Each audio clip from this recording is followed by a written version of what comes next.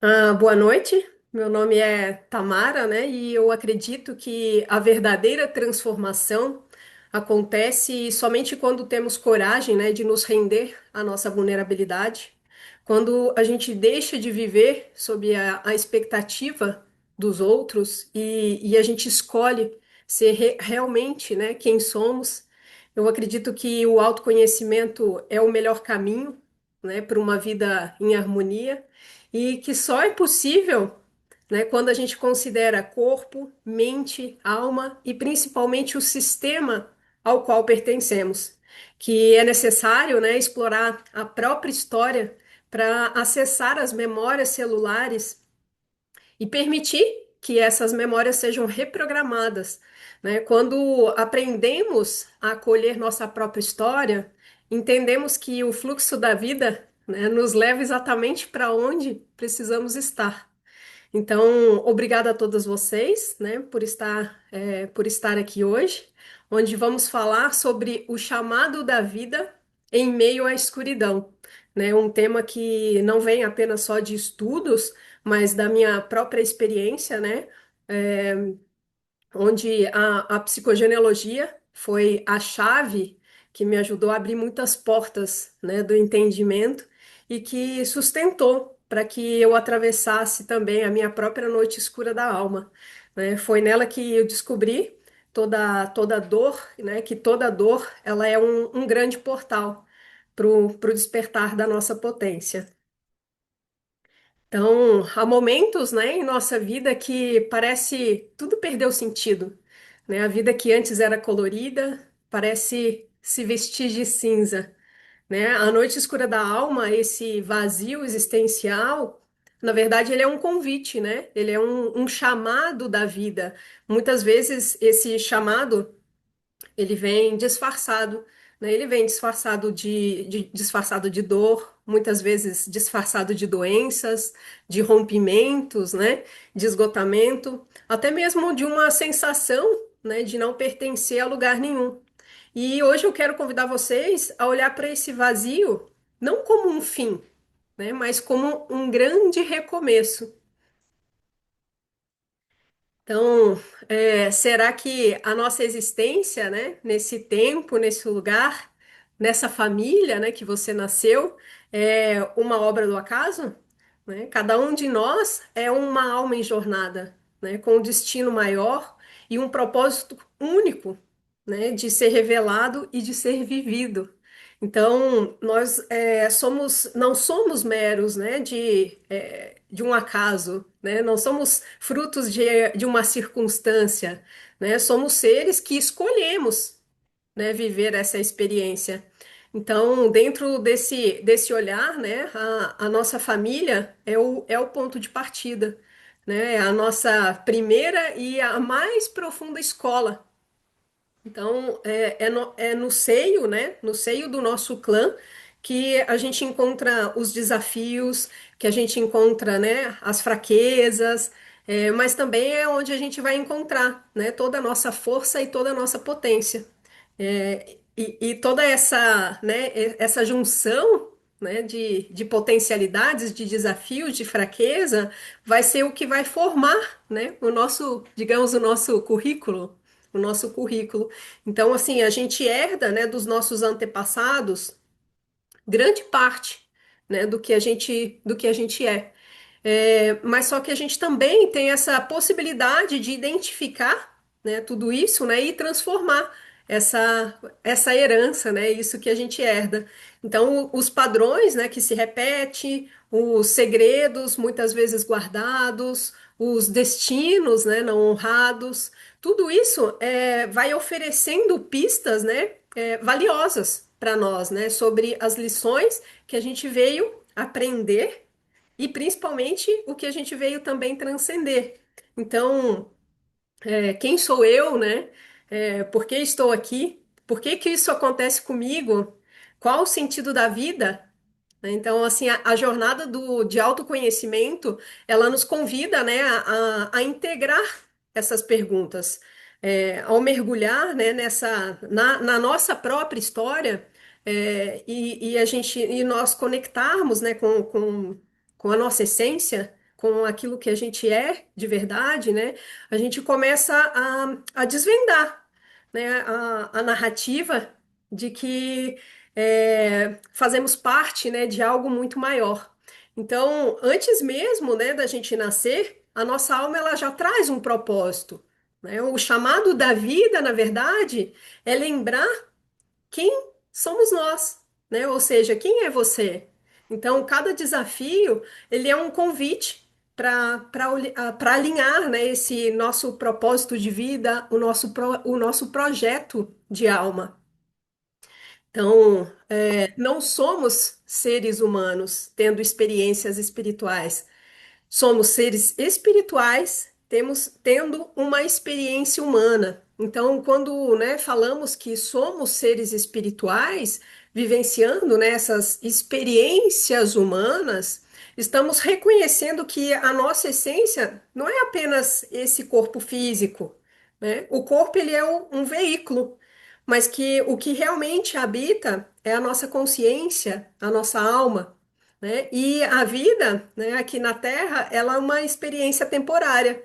Então, uma oportunidade de aprendizado, de expansão, né? É uma oportunidade de evolução.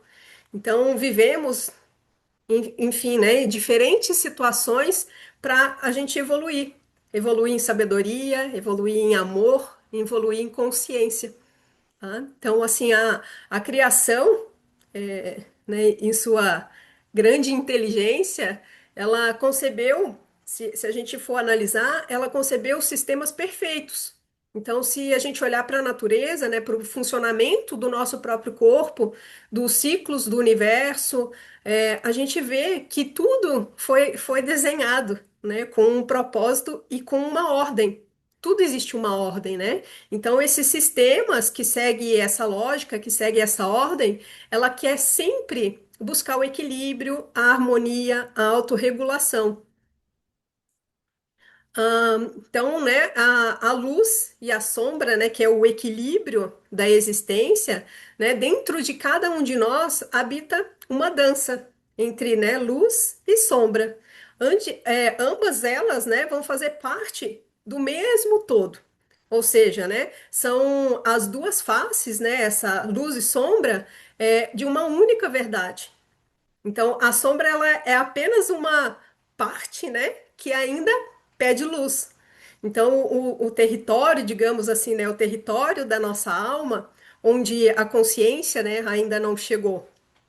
E é ali, né, no pontinho escuro ali, que mora o maior convite, digamos, né, para a nossa expansão. Então, muitas vezes a gente quer negar, né, negar olhar para a sombra, a gente quer fugir muitas vezes desse lugar, né? Então, assim, ó, quando negar, na verdade, né, a sombra, é negar metade de nós mesmos. Então, quando a gente consegue abraçar, né, a nossa sombra, digamos, essa escuridão, é dar um passo em direção também à inteireza, né? Porque a polaridade, se a gente olhar ali, né, a polaridade ela é uma linguagem da criação. Nada existe sem o contraste, né? Então, não há o amanhecer sem o anoitecer. Não há uma cura se não tiver uma ferida, né? Não há um despertar também se não tiver um mergulho. Então, quando a gente aceita essa dualidade, né, algo se transforma. A sombra ela deixa de ser uma ameaça e ela começa a se tornar uma mestre. Então, a dor, né, ela se converte muitas vezes em sabedoria, é, enfim, né? E a vida ela vai revelar essa sua natureza divina, né? Então, a verdadeira luz não é aquela que elimina a escuridão, mas a que aprende a dançar com ela. Então, é na escuridão que a vida começa. A escuridão, ela não é o fim. Ela é o ventre, né, onde o novo começa a ser gestado. Assim como no útero também, né, onde a vida vai se iniciar, onde nós somos preparados para vir a vida, né? Então, a semente no ventre da terra, ela não teme a escuridão, né? Ela reconhece ali um útero fértil.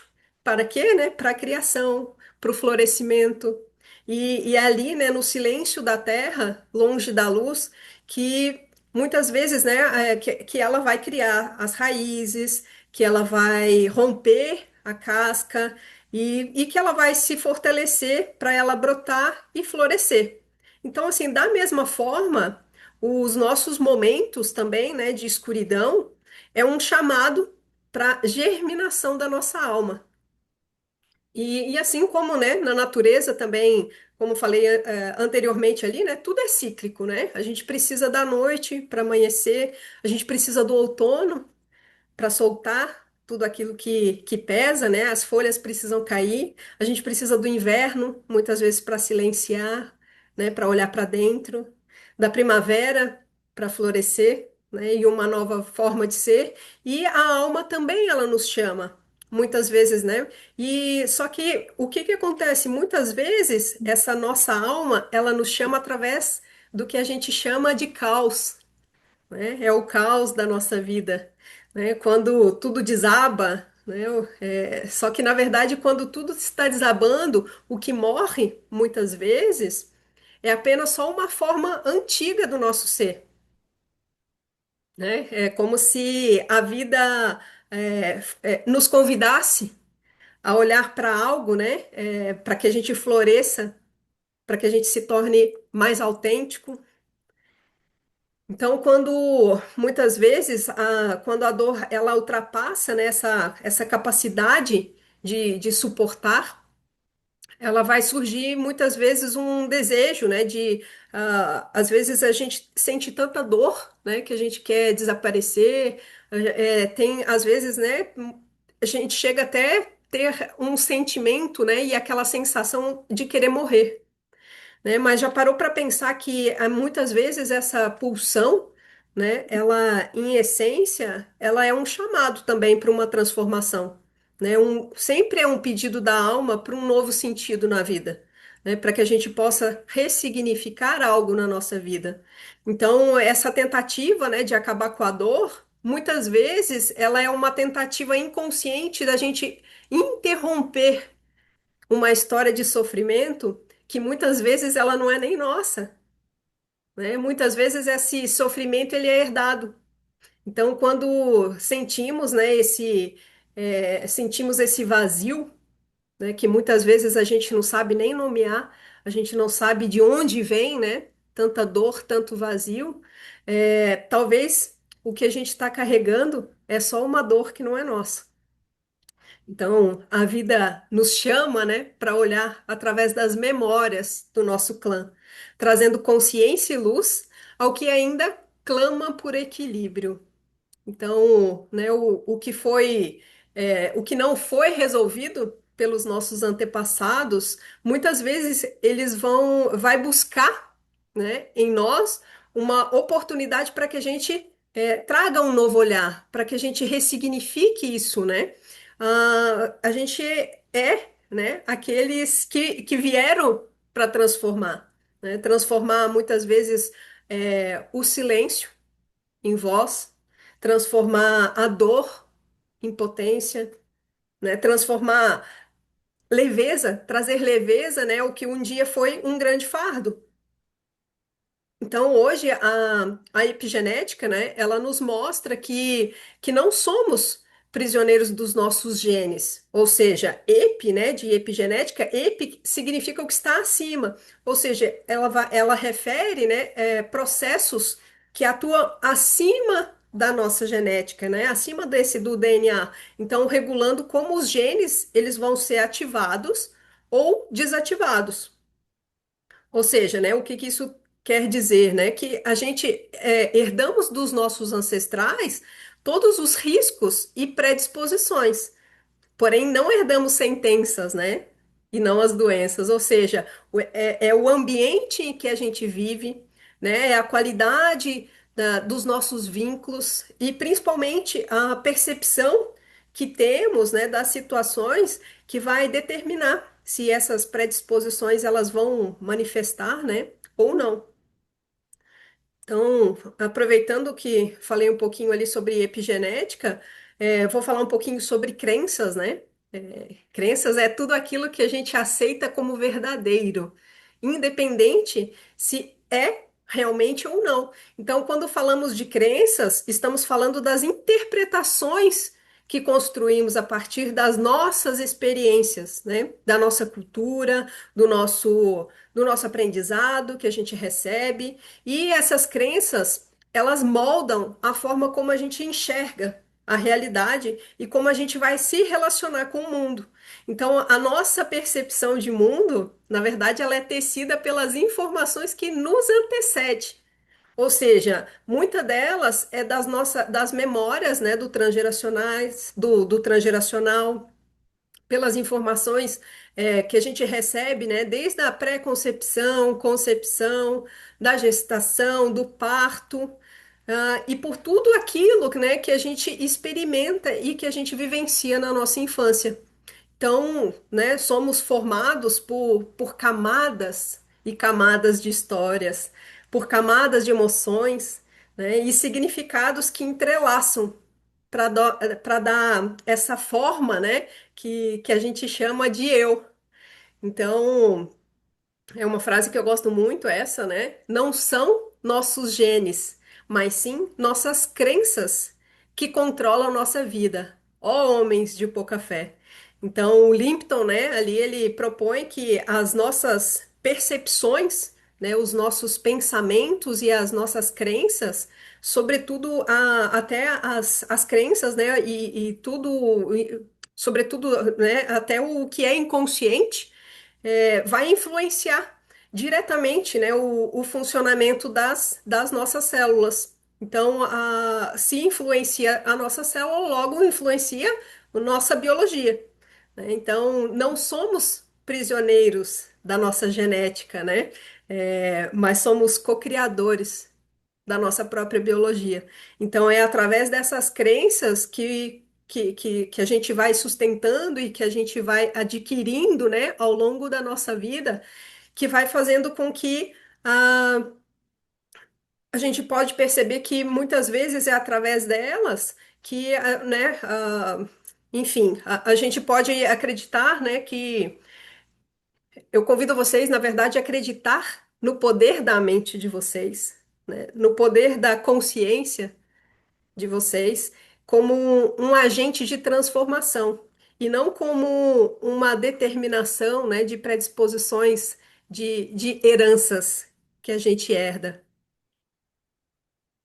Então, carregamos em nós muito mais do que o sangue dos nossos antepassados. Herdamos de seus destinos inacabados que influenciam silenciosamente nossas escolhas, emoções e caminhos, né? Então, cada um de nós aqui é o resultado de milhares de vidas que nos antecederam, mas somos, né, essa possibilidade de fazer diferente, né? O chamado da vida é um chamado do amor, né? É o amor que vai iluminar aquela sombra, né? O amor que vai nos levar à vida.